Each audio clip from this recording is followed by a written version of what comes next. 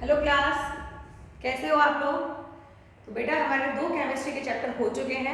अब हम सोच रहे हैं कि अपना एक फिजिक्स का चैप्टर कर लें, फिर 2 फिजिक्स के कर लेंगे, उसके बाद एक आपका बायो का ले लेंगे। ठीक है बच्चा, चलिए। तो आज का चैप्टर है हमारा chapter 10, that is light, refraction and reflection. तो पहले से हम लोग जानते हैं what is refraction and what is reflection. थोड़ा बहुत इसके बारे में हम पढ़ चुके हैं। तो ये टर्म्स हैं जिनसे आप भली भांति परिचित हैं, है ना। चलिए तो देखते हैं क्या चीज होती है रिफ्रैक्शन और रिफ्लेक्शन। तो पहला मेरा वर्ड है रिफ्लेक्शन। रिफ्लेक्शन क्या होता है, आप अपने आप को सुबह उठ के ब्रश करते टाइम जब अपने आप को शीशे में देखते हो, that is because of reflection. Yes, ठीक है। कोई भी लाइट जब किसी चीज से टकरा के हमारी आंखों पे आती है तो वो चीज हमारे लिए विजिबल हो जाती है। तो वो टकरा के वापस आना, it is because of reflection. तो जो भी चीज आप देखते हो, अपने पास में पड़ा हुआ मोबाइल, अपने पास में पड़ी हुई book, mummy papa, this is all because of reflection. ठीक है, तो उनसे लाइट जब टकराती है तब हमारी आंखों पे आती है तो वो हमें दिखाई देती है। इसी प्रोसेस को हम क्या कहते हैं, रिफ्लेक्शन कहते हैं। वही जो रिफ्रैक्शन है, रैक्शन, तो रैक्शन में क्या होता है, लाइट आपकी टकराती है और उसके अंदर से आर पार होके निकल जाती है। तो इस प्रोसेस को हम बोलते हैं रिफ्रैक्शन। क्लियर हुए हुए टर्म्स आई होप। चलिए आगे बढ़ते हैं।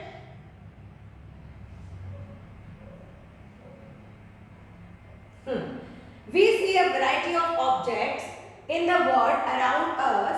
However, we are unable to see anything in a dark room. अब डार्क रूम में क्या होता है बेटा, जब लाइट नहीं होगी तो जब वहाँ पे कोई चीज़ हमको दिखाई नहीं देगी, लाइट नहीं होगी तो वो चीज़ टकरा के किसी चीज़ से हमें दिखाई नहीं दे पाती है, जिसकी वजह से डार्क में हमें दिखाई नहीं देता है। ठीक है, on lighting of the room, और जैसे ही हम लाइट को जला देते हैं हमको थिंग्स बिकम्स विजिबल, हमको सब चीजें दिखाई देती हैं। व्हाट मेक्स थिंग्स विजिबल, क्या चीज की वजह से हम चीजों को देख पाते हैं। During the day the sunlight help us to see object and object reflects light that falls on it. तो क्या होता है, डे टाइम पे जो सन की लाइट चीजों पे पड़ती है वो लाइट उस चीजों से हमारे पास रिफ्लेक्ट होके आती है, जिसकी वजह से हम उस चीज को देख पाते हैं। This reflected light when received by our eyes enable us to see things। तो इसकी वजह से हम चीजों को देख पाते हैं।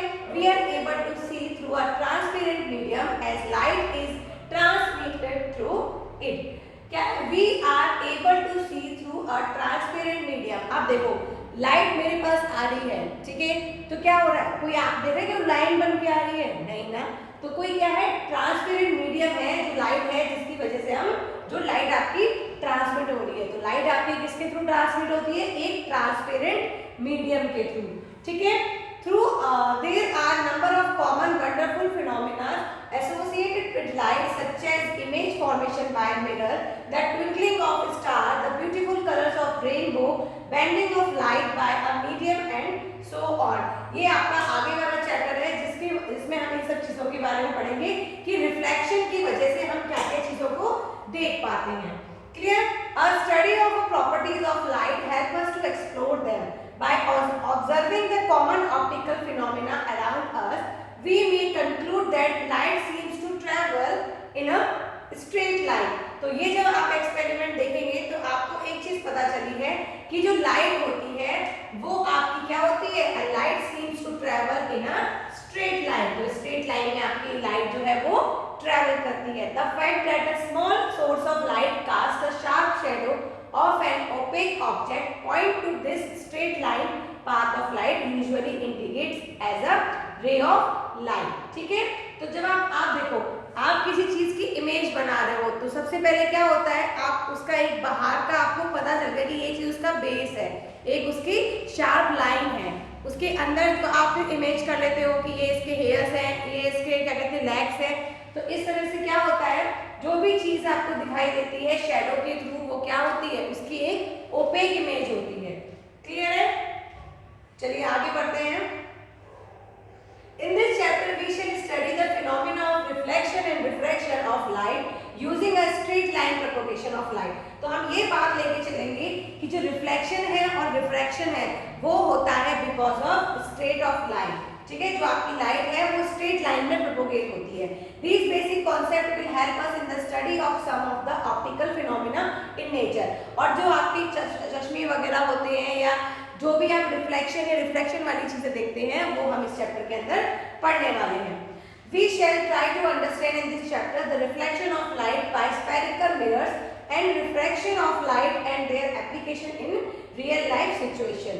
तो कहाँ पे इन स्फेरिकल जो आपका मिरर है उसका यूज होता है और रिफ्लेक्शन और रिफ्रैक्शन का कहाँ हम यूज करते हैं वो भी आप चैप्टर में पढ़ेंगे। क्लियर है? फर्स्ट आपका चालू हो रहा है refraction of light. Reflection of light, a highly polished surface such as mirror reflects most of the light falling on it। तो जितना भी आपका जो मिरर का सरफेस होता है पीछे की तरफ क्या होता है, पॉलिश्ड होता है, वो पॉलिश सरफेस आपका क्या करता है, लाइट को रिफ्लेक्ट कर देता है। You are already familiar with the laws of reflection of light. आप पहले भी चैप्टर में पढ़ चुके हैं अपने लॉज ऑफ रिफ्लेक्शन को। क्या होते हैं देखते हैं। The angle of incidence is equal to angle of reflection. तो आप पढ़ चुके हैं इसको 9th में भी कि क्या होता है। चलिए देखते हैं। जब आपकी लाइट पड़ती है तो दिस इज, ये आपका सरफेस है, एक सरफेस है, ठीक है। अगर बेटा ये स्मूथ सरफेस होगा, फ्लैट सरफेस होगा तो आपको जो इमेज दिखेगी वो एकदम अच्छी दिखेगी, रिफ्लेक्शन जो होगा वो बहुत अच्छे से होगा। वही आपका अगर सरफेस है वो अगर आपका डिफ्यूज होगा तो आपको जो रिफ्लेक्शन होगा वो भी क्या मिलेगा, डिफ्यूज ही मिलेगा। यहाँ हुआ एक आपका, यहाँ हुआ, तो आपको लाइट का जो रिफ्लेक्शन मिलेगा वो भी आपको टेढ़ा मेढ़ा ही दिखेगा। आप पानी में देखो, जब आप पत्थर मारते हो तो उसकी सरफेस क्या होती है, अब इक्वल नहीं रहती, फ्लैट सरफेस नहीं रहती, उसमें क्या आती है, वेव्स आ जाती है, तो उसको हम क्या बोलेंगे, डिफ्यूज सरफेस बोलेंगे। तो जब आप उसमें कोई इमेज देखते हो तो वो भी क्या दिखती है, आपको ऐसी विगलिंग करती हुई दिखाई देती है। क्लियर? वही अगर हमारा सरफेस फ्लैट सरफेस है तो उस समय जो लाइट पड़ेगी, इंसिडेंट लाइट जो पड़ेगी, ये आपकी सारी इंसिडेंट लाइट है और ये आपकी सारी क्या होगी, रिफ्लेक्टेड लाइट्स होंगी। इस तरह से ये यहाँ से रिफ्लेक्ट हो गई, ये वाली ये रिफ्लेक्ट हो गई और ये वाली ये रिफ्लेक्ट हो गई। तो ये आपकी कहलाएगी रिफ्लेक्टेड लाइट। ये आपकी सरफेस स्मूथ सरफेस हो गई और ये आपकी क्या हो जाएगी, डिफ्यूज सरफेस। क्लियर? तो अब हम बात करते हैं कि जो फर्स्ट लॉ ऑफ रिफ्लेक्शन क्या कहता है, क्या कहता है भाई, कि the incident ray is equal to the angle of reflection ray. तो ये आपका सरफेस है, क्योंकि यहाँ पे हम एक फ्लैट सरफेस की बात कर रहे हैं। So this is your incident ray. Clear है? और ये आपका क्या हो गया, नॉर्मल हो गया। एक जो 90 डिग्री का एंगल बनाता है, this is your normal, this is your incident ray and that is your reflected ray. ठीक है? और ये क्या हो गया, आपका सरफेस हो गया। और इस रेस का क्या हो रहा है, रिफ्लेक्शन हो रहा है इस रे का।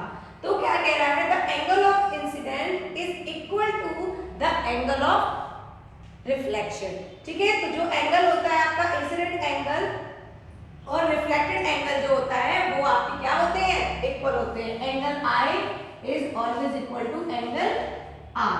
Clear? The incident ray and the normal to the mirror at a point of incident and the reflected ray all lie in a same plane। तो ये आपका सेम प्लेन है। फर्स्ट तो हमारा ये हो गया कि angle I always equal to angle R होता है। दूसरा है कि जो इंसिडेंट रे होती है और आपका जो नॉर्मल है और आपका जो रिफ्लेक्टेड रे, वो सारी क्या होती है, एक ही प्लेन में होती है। दिख रहा है आपको, एक ही प्लेन में है। नेक्स्ट है आपका these law of reflection are applicable to all type of reflecting surface including spherical surface। तो spherical surface के लिए भी ये जो आपका लॉ है वो applicable है। You are familiar with the formation of image by a plane mirror that are the properties of the what are the properties of the image। अगर आप किसी प्लेन मिरर के थ्रू एक इमेज देख रहे हो तो किस तरह की दिखेंगी, उसकी क्या क्या प्रॉपर्टीज होंगी, तो दैट वो है आपकी image formed by a plane mirror. Important है, क्वेश्चन बनता है इसका, ध्यान रखिए। पहला क्वेश्चन आपका ये हो गया कि what is the law of reflection. दूसरा क्वेश्चन आपके ये आ रहे हैं कि जब प्लेन मिरर से जो इमेज बनती है वो आपकी किस टाइप की होती है। तो देखिए, image formed by plane mirror is always virtual and erect. क्या होता है वर्चुअल और इरेक्ट? हमें बनती हुई दिखाई देती है। ये एक्चुअल में नहीं बनती है, हमें बनती हुई सी दिखाई देती है। ठीक है, the size of the image is equal to that of object. और जो साइज होता है इमेज का वो आपके ऑब्जेक्ट के बिल्कुल बराबर ही होता है। ये सब चीजें क्या होती है हम आगे डिटेल में चैप्टर में पढ़ेंगे। The image form is as far behind the mirror as the object in front of it. तो क्या होता है, जब आपका जितनी दूरी पे आप मिरर के ऑब्जेक्ट जो है जितनी दूरी पे मिरर के डिस्टेंस होगा उतनी दूरी पे ही क्या बनेगी, आपकी इमेज बनेगी। Further, the image is literally inverted. How would the image be when the reflecting surface are curved? तो आपकी जो क्या क्वेश्चन पूछा है कि अगर रिफ्लेक्टिंग सरफेस आपकी कर्व होगी तो आपको किस तरह की इमेज बनेगी, तो वो हम इसमें बात करने वाले हैं थ्रू आवर स्फेरिकल मिरर। ठीक है, चलिए। The curve surface of a shining spoon could be consider as a curve mirror. तो आप स्पून को देख सकते हैं, स्पून की जो इमेज होती है वो आपकी क्या होती है, एक तरीके से कर्व मिरर की तरह से काम करेगा। The most commonly used type of curve mirror is spherical mirror. तो कर्व मिरर के अंदर हम किसका यूज करेंगे, आप स्फेरिकल मिरर का यूज करेंगे। ठीक है, तो कर्व मिरर में आपका क्या है, स्फेरिकल मिरर है। The reflecting surface of such mirror can be considered to form a part of the surface of a spoon. तो आपकी स्पून की जो सरफेस होती है, एक आगे की तरफ जिसमें हमारा खाना आता है और एक उसका बैक साइड, इस तरह से स्पून समझिए आप। ये आपका आगे का हिस्सा जिसमें आप खाना लेते हो और एक आपका ये बैक वाला पार्ट। ठीक है, such mirror whose reflecting surface are spherical are called spherical mirror. तो जिन मिरर्स का जो सरफेस स्फेरिकल होता है उनको हम स्फेरिकल मिरर कहते हैं। क्लियर है? We shall now study about spherical mirror in some details. तो यहाँ पे स्फेरिकल मिरर के बारे में हम देखेंगे बेटा किस तरह के स्फेरिकल मिरर्स होते हैं। तो हमारी बात माइंड में ये चीज क्लियर हो गई है कि एक तो स्पून की तरह से बिहेव करता है, ये आपका फ्रंट वाला और ये आपका बैक वाला पार्ट हो गया स्पून का। तो बेटा जो फ्रंट वाला पार्ट होता है उसको बोलते हैं हम कॉनकेव मिरर। कौन सा मिरर? Concave mirror. और जो उसके बैक वाला पार्ट होता है, ये वाला हिस्सा, अब इसको मैं ऐसे कर लेती हूँ, तो ये जो उठ रही है ये वाला आपका कहलाता है कॉन्वेक्स मिरर। कॉन्वेक्स मिरर याद रखने के लिए एक बनाओ आइडिया। देखो वैक्स क्या होता है, वैक्स पता है WAX, वैक्स क्या होता है, वो स्लिपरी होता है। ठीक है, अभी क्या करोगे, अगर आप यहाँ पे पानी की ड्रॉप गिराओगे तो वो देखो स्लिप हो जाएगी ना यहाँ से। मैंने ऐसे याद करवाया बच्चों को। तो अगर आपको ये कॉन्सेप्ट समझ में आ रहा है तो आप ऐसे कर सकते हो कि ये जो शेप है इस तरह से अगर कोई चीज कर्व्ड है, इस तरह से बाहर की तरफ निकली हुई है और इस पे आप कोई चीज गिराओगे तो वो स्लिप हो जाएगी। तो स्लिप किस पे होती है, वैक्सी सरफेस पे होती है, चिकना होता है, इसलिए कॉन्वेक्स याद रखो। कॉन्वेक्स मिरर इस तरह का हो गया। और जो दूसरा हो गया इसमें एक केव सी बन रही है, गुफा सी बन रही है। अगर आप इसको देखोगे तो इसमें क्या बन रही है, एक गुफा सी बन रही है। तो ये क्या हो गया, कॉनकेव मिरर हो गया। तो ये तरीका है, इसको याद रखने का। कई बार बच्चे कंफ्यूज हो जाते हैं कि कॉनकेव मिरर कॉन्वेक्स मिरर किस तरह की शेप होती है। तो you can remember like this. Okay, चलिए आगे बढ़ते हैं। The reflecting surface of a spherical mirror may be curved inward or outward. तो जो reflecting surface होती है वो आपकी inward की तरफ या outward की तरफ कर्व हो सकती है। The spherical mirror whose reflecting surface is curved inward, that is face toward the center of the sphere. अब देखो ये एक sphere बन गया आपका, ठीक है, ये एक sphere बन गया आपका, ये आपके sphere का center बन गया। तो ये जो है आपका spherical mirror reflecting surface curve inward, that is चलिए ये वाला वीडियो हम स्फेरिकल मिरर पे फिनिश करते हैं। थोड़ा सा फ्लक्चुएशन हो रहा है बेटा, ठीक है, चलिए।